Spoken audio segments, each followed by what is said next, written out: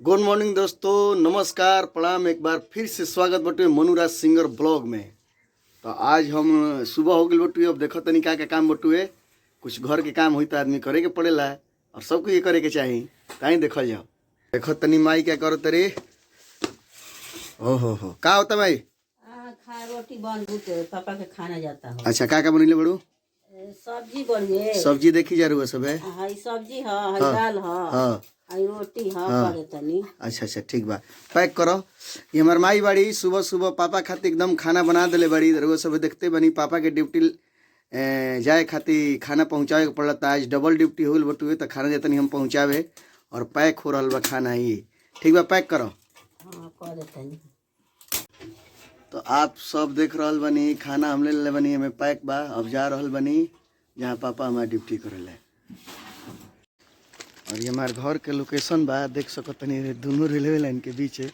ये हमारे घर बटुए और नया वाला घर दूसरा जगह बनल बटुए, लेकिन ये पुरनका घर हो। तो ये सब विवाह भी पूजा पाठ भइल नहीं है। घर के रेलवे लाइन बटुए। ठंडा भी उतना गोल नहीं है, अभी ठंडा बहुत ज़्यादा बा।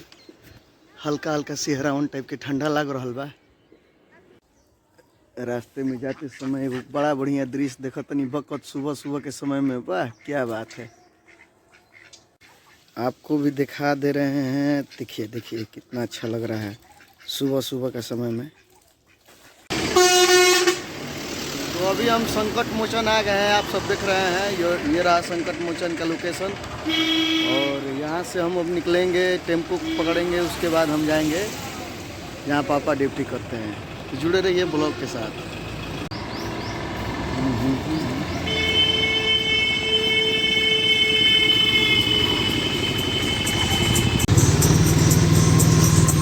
टेम्पो में हम बैठ गए हैं, आप सब देख रहे हैं।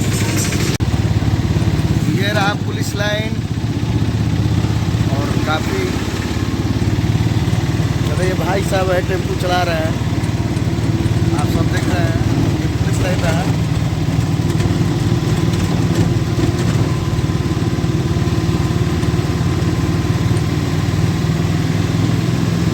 Ara police line, new police line. और ये रहा आपका बैरक, जो पुलिस लोग रहते हैं।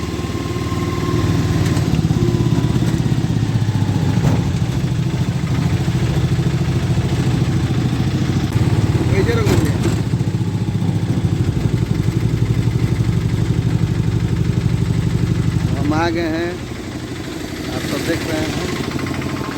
खाना पहुंचाने के लिए अब हम जगह पे आ गए हैं, देखते हैं क्या होता है।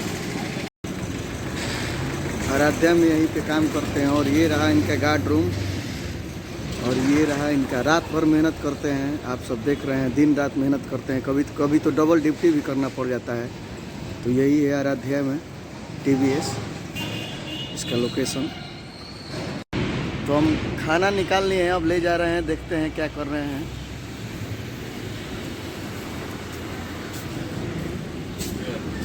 ये हमारे पापा बने। आवा बहरी आवा। तो दिन रात मेहनत कर ले पापा हमार, और लगातार कबो 3-4 दिन तक ले मेहनत करे के पड़ जाला। तो थोड़ा सा कष्ट करे के चाहिए लइकन लोग के भी, कि पापा जितना मेहनत करे लइकन खातिर, अपना परिवार खातिर। तो परिवार लइकन के भी सोचे के चाहिए, लड़का लड़की भी सोचे के चाहिए कि पापा जोन कहत तारे तो बात माने के चाहिए। ये खाना लाइल बनी और खाना ले के दे देनी हम। तो बूढ़ पुरनिया जे रहे ले, चाहे जेकर शरीर थक जाला, तो एगो कहना ना माने ले। घर में कुकुर पोसाता, लोग घुमावे खातिर ले तो टुए, पानी लोग पियावता, ओकरा के बाथरूम लोग करावत टुए, लेकिन माता पिता के, बूढ़ पुरनिया, दादा दादी, नाना नानी केहू सेवा नहीं के कर पावत।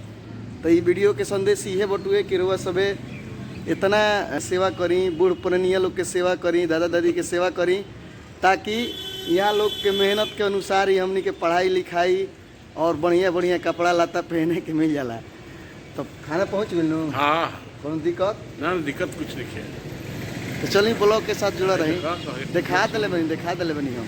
शोरूम में यहाँ के ड्यूटी कर। अच्छा गार्ड में बानी। हाँ, पापा हमारे गार्ड में बने और बहुत दिन रात मेहनत कर ले। गार्ड के जानते बनी प्राइवेट सेक्टर के कितना मेहनत वाला काम होला। 12-13 घंटा खटे के पड़ेला। छुट्टी भी नहीं खे, छुट्टी भी नहीं खे। तो जुड़े रहिए ब्लॉग के साथ।